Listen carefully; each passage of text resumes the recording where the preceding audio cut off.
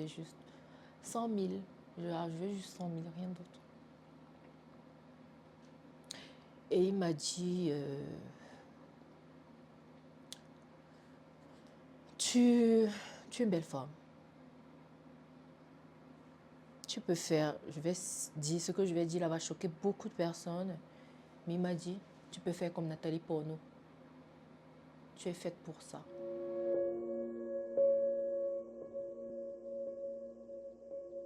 Je suis Stéphanelle, qui ne vous montre que ce côté trop un peu, on va dire un peu folle là. Mais sachez que je suis une femme qui sait où elle va, qui sait ce qu'elle veut dans la vie et qui sait qu'elle va y arriver. Déjà, il faut savoir que lorsque moi je grandissais, on n'avait pas vraiment une figure d'influenceuse qui réussit de façon propre. Dont on regarde, on voit le parcours, on se dit, bah ouais, elle, par exemple, elle fait ci, elle fait ça. On ne voyait que la best life, la vie de rêve, les voyages dans les jets privés, business, première classe. Mais on se demandait, mais comment elles font? Et moi, je me rappelle quand j'avais les 14-15 ans, je disais, moi, je serai une star. Et je serai une star qui va motiver les autres dans le bon sens. Je vais être la parole des sans-voix. Et bah, c'est tout. Du coup, quand c'est arrivé, je suis juste mon parcours dans le sens où j'essaie de montrer aux gens qu'on peut réussir sans sexe, sans compter sur un homme. Une femme doit d'abord se définir des objectifs, en fait, avoir des objectifs et se dire, moi, je souhaite aller là-bas. Je sais qu'aujourd'hui, quand même, beaucoup vont apprendre à me connaître parce que beaucoup ne connaissent pas cette facette-là de moi, mais c'est ma personne. Moi, je suis déjà une personne que je suis pian-pian, en mode ivoirien, ça veut dire agiter. Mais quand il faut prendre des décisions dans ma famille, on m'appelle.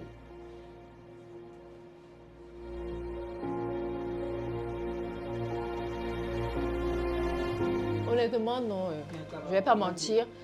Je n'avais jamais pensé à animer une émission. Même quand on m'avait mis là-bas à la télé, là, pour animer, ce n'était pas mon truc. Tu vois ce que je veux dire?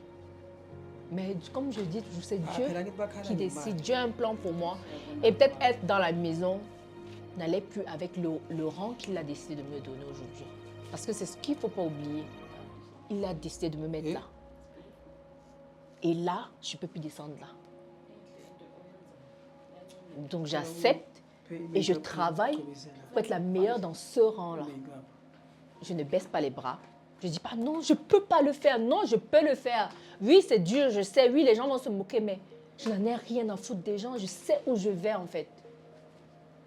Je suis là parce que Dieu a décidé, parce que je le mérite, parce qu'il faut que les gens comprennent que tu dois te complimenter, tu dois t'aimer toi-même et avoir confiance en toi pour aller quelque part.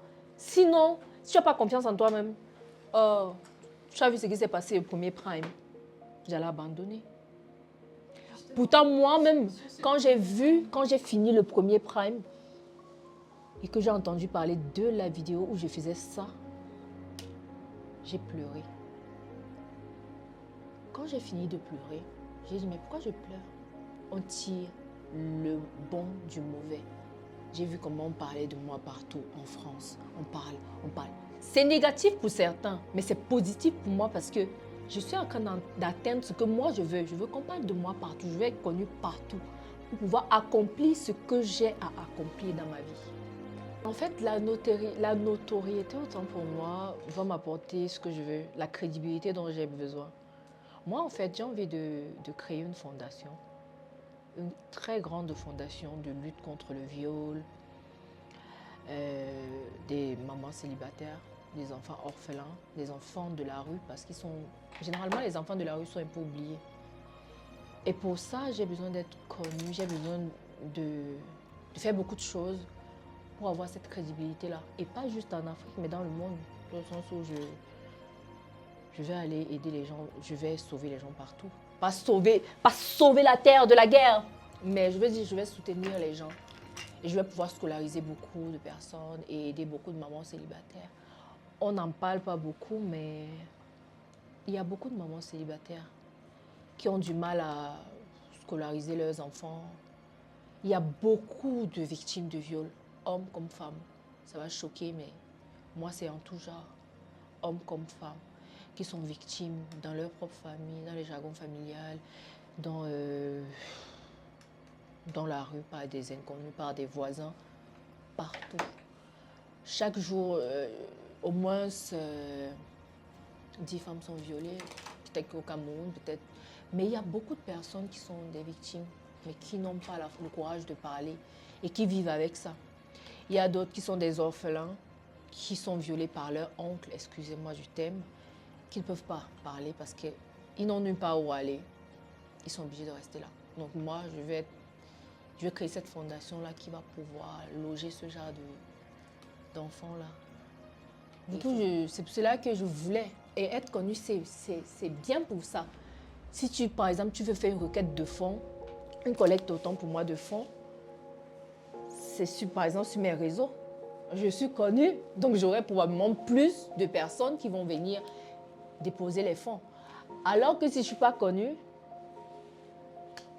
ça pèse pas. Je n'ai pas fait d'études, je ne suis pas connue, je sors de nulle part, on va croire que je veux juste m'enrichir.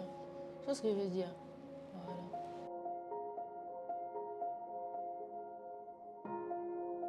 Il ne faut pas envier, il ne faut pas être jaloux et il ne faut pas être méchant avec les gens. Moi, je suis une personne qui aime se moquer des gens, mais sans méchanceté. Si je sens que je suis méchante avec toi, je vais m'excuser. Il ne faut pas être méchant. Il ne faut pas vouloir la chose de quelqu'un d'autre. C'est ça qui tue les gens aussi. Donc, il donne progressivement. Il m'a beaucoup donné. Aujourd'hui, je vis chez moi à Abidjan, je suis tranquille.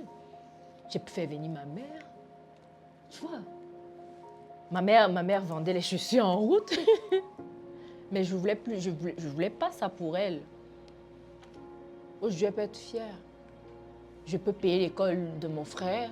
Bon, j'ai toujours payé, mais il a changé d'école, il est dans une école un peu plus chère.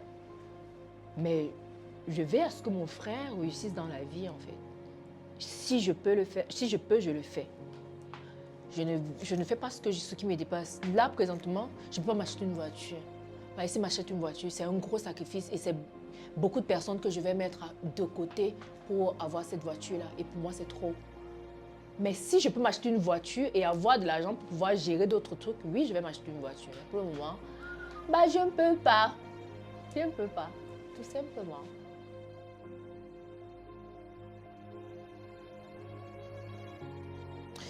J'ai passé toute mon enfance à commander l'amour de mon père. C'est dur d'entendre ça, mais ça a toujours été ça. Mais je me rappelle que le déclin, c'était pendant le confinement.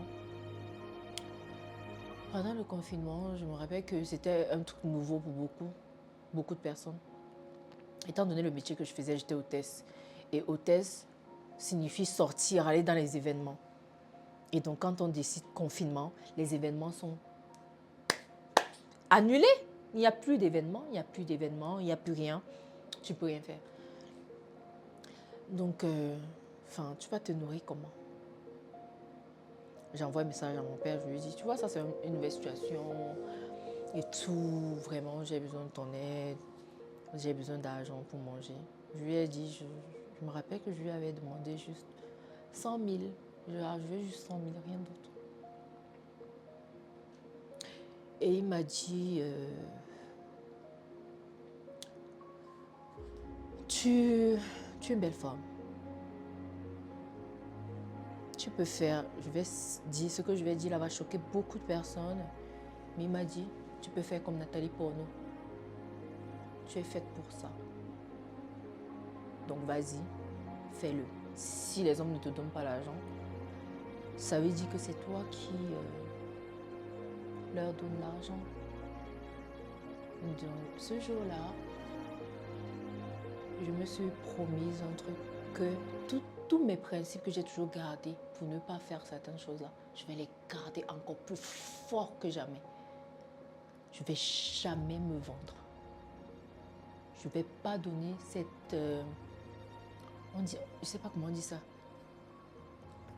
Cette joie-là, parce que en fait, il avait besoin de se convaincre que j'étais un mauvais enfant pour justifier le fait qu'il ne prenne pas soin de moi. Donc je ne vais pas lui donner raison. Et c'est ce jour-là que j'ai fermé la porte de mon cœur à mon père.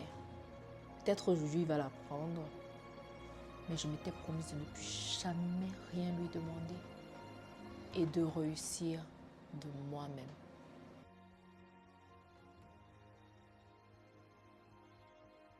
Moi, je conseillerais déjà aux parents de vraiment être regardants par rapport à leurs enfants, d'être attentionnés et de beaucoup discuter.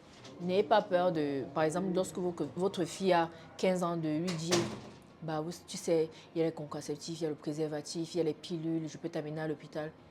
Parce que plus tu communiques, plus tu protèges ton enfant.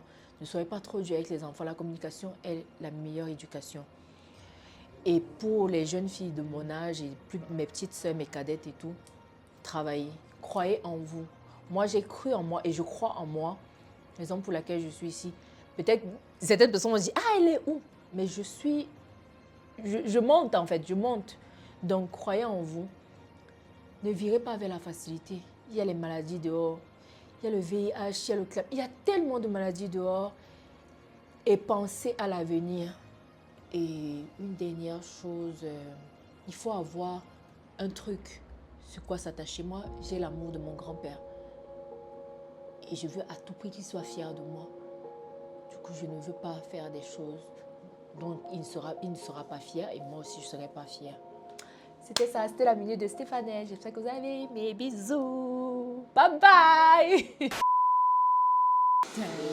Love me again.